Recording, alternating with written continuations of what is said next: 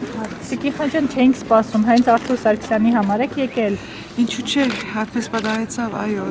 հուսայի, որ ներկա կգնամ գտնվել այսօր կամ վաղ, քանի բայց արդեն 3 գիշեր հասած եմ Երևան, եւ բնական է, որ այսօր ոնց գտնվեի։ Տիկի Խաչյան, տեղի ինչի հետևանք եք դուք համարում, ինչ է կատարվում փաստացի Հայաստանում։ Տեղի ունեցած դեպքը ինչի հետևանք եք համարում։ Այսինքն Արթուր Սարգսյանի այո, ինչև հետևանք բնական մարդկային իրավանց խախտումի ամենամեծ օրինակները մեկն է կարծեմ այդ ինչ որ պատահեցա եւ արդյունքը դարձավ մահ, եթե իսկապես իր մահը գավ ունի հստակ ձևով որ մեկ այսինքն կորձնական խախտումի հետ կամ ոչ կարևոր չէ Արթուր Սարգսյանը պետք չէր բացարձակ այս ձևով իրեն հետ բարվեին, բացարձակ իրավունք չունեին այս ձևով իրեն անարդարության առջև տնելու եւ հետաքրքրական է որ անգամ եւս Արթուր Սարգսյանը իր կյանքով փաստեց որ այս երկրի մեջ մեր երկրի դժբախտաբար Հայաստանի մեջ մեծ հարցեր կան մարդկային իրավանց, քաղաքացի իրավանց, մարդկության իրավանց նկատմամբ եւ ձևով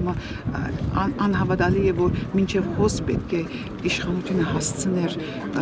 օրինակը անարդարության որ բոլորս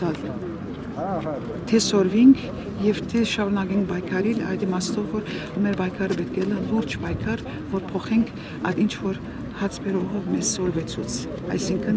ամեն մեկ անհատ կարող է ինքն իր կամքով երկրին նկատմամբ իր արդար վարձքը եւ պահանջքը ձևով ուզե սպասել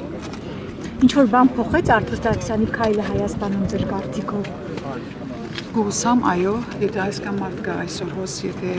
այսքան մարդիկ կա դառնանգոր, ես կարծեմ որ ամեն ինչ սկզբնական քայլերով սկսի գրնալալ, որ ուշ 25 տարի անկախությունից վերջ որ սկզբնական քայլերը այսօր լինեն, բայց ես կարծեմ որ քոնե Արթուր Սարգսյանը հավատաց, որ բանը կգնա փոխել իր օրինակով, եթե ինքը հավատաց, ես միան բարեկամություն կսկամ, որ հավատամ, որ պետք է քոնե հիշենք իր գործունեությունը ալավելի հիմա կրնալալ քան թե անցյալին, որովհետև մեծ օրինակ մծկեց իր կյանքի արժեքը նվիրելով մեզի։ Շնորհակալություն։